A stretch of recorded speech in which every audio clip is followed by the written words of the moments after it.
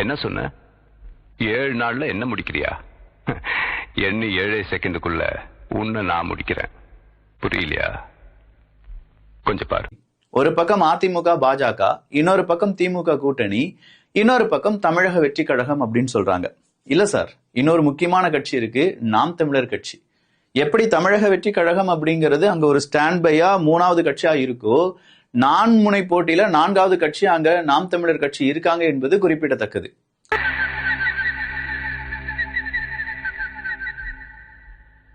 கொஞ்சம் அங்கே பாரு கண்ணா.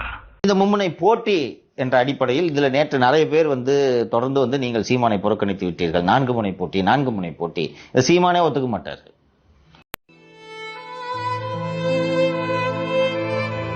இவர்கள்லாம் வெற்றி பெறுவதற்காக போட்டியிடுகிறார்கள், அவர் பயிற்சி எடுப்பதற்காக போட்டியிடுகிறார். அப்ப அவர் எப்படி களத்தில் சேர்த்துக்க முடியும்?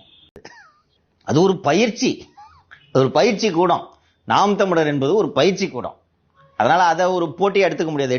திருப்பி பணம் ஏறிட்டு போக வேண்டியதான் நீங்க. அதனால அதை சீரியஸா எடுத்துக்க முடியாது. மும்முனை போட்டி என்பது தெள்ள தெளிவாக வரையறுக்கப்பட்டிருக்கிறது.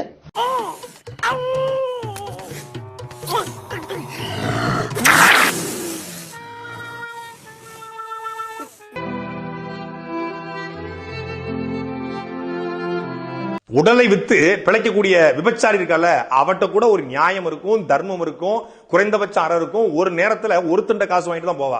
ஆனா சவுக்கு சங்கர் எல்லா பக்கமும் காசு வாங்குவான், எல்லாட்டி கூடயும் என்ன வேணாலும் பண்ணுவான். அவனை பொறுத்த வரைக்கும் அதாவது உடல் விபச்சாரம் ஆபத்து கிடையாது, ஆனா நாக்கு விபச்சாரம், வார்த்தை விபச்சாரம் கிடையாது, பேராபத்து. அது சவுக்கு சங்கர் போன்ற ஆட்கள் தான் தமிழ்நாட்டுக்கே பேராபத்து.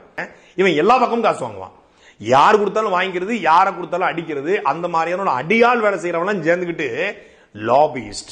வாய வாடகை விடுறத பத்தி நீயும் சீமானம் பேசுறீங்களா? வெக்கமா இல்ல? இந்த